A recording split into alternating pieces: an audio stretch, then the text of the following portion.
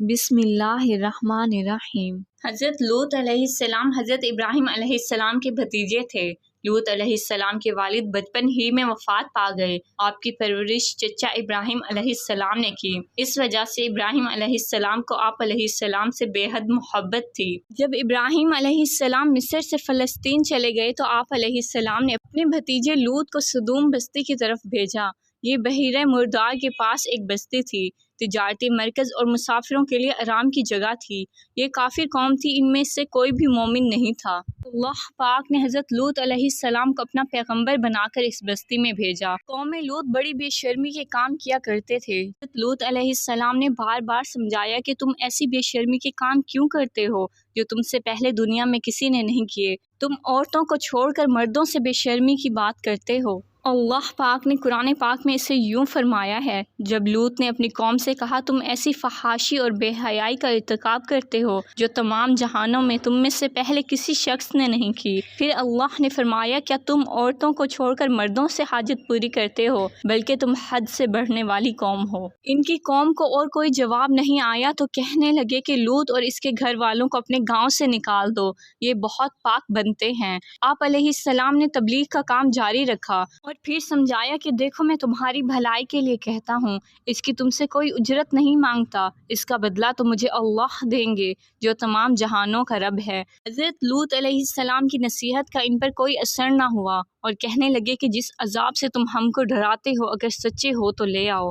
اللہ نے ان کو ڈھیل دے رکھی تھی۔ ایک دن اللہ نے فرشتوں کو بھیجا، وہ پہلے ابراہیم علیہ السلام کے پاس آئے، انہیں اسحاق اور یعقوب علیہ السلام کی بشارت دی، پھر وہاں سے صدوم کا رخ کیا اور خوبصورت لڑکوں کی شکل میں حضرت لوط علیہ السلام کے مکان پر آئے۔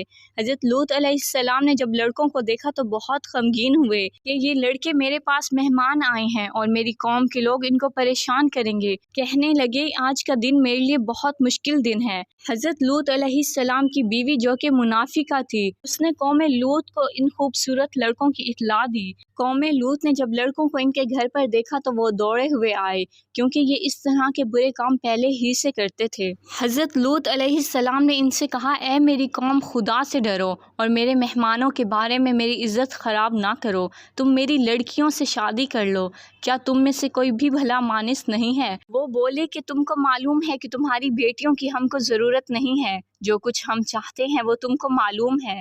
حضرت لوط علیہ السلام نے کہا، کاش مجھ میں تمہارے مقابلے کی طاقت ہوتی یا میں کسی مضبوط قلعے میں ہوتا۔ فرشتوں نے جب حضرت لوط علیہ السلام کو اتنا غمگین دیکھا تو کہا، اے لوط، ہم تمہارے رب کی طرف سے بھیجے ہوئے فرشتے ہیں، یہ لوگ آپ تک ہرگز نہیں پہنچ سکتے۔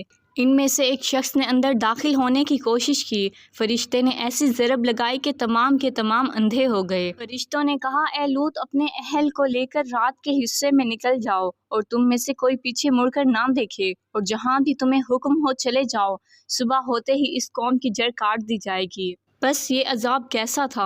جبرائیل امین آئے اور اپنا پر زمین کے نیچے داخل کیا، اس مکمل بستی کو اکھیڑ کر آسمان کی طرف لے گئے۔ کہا جاتا ہے کہ فرشتوں نے اس بستی کے مرغوں کی آذان اور کتوں کے بھونکنے کی آوازیں سنی اور لوگوں نے فرشتوں کی تسبیح سن لی۔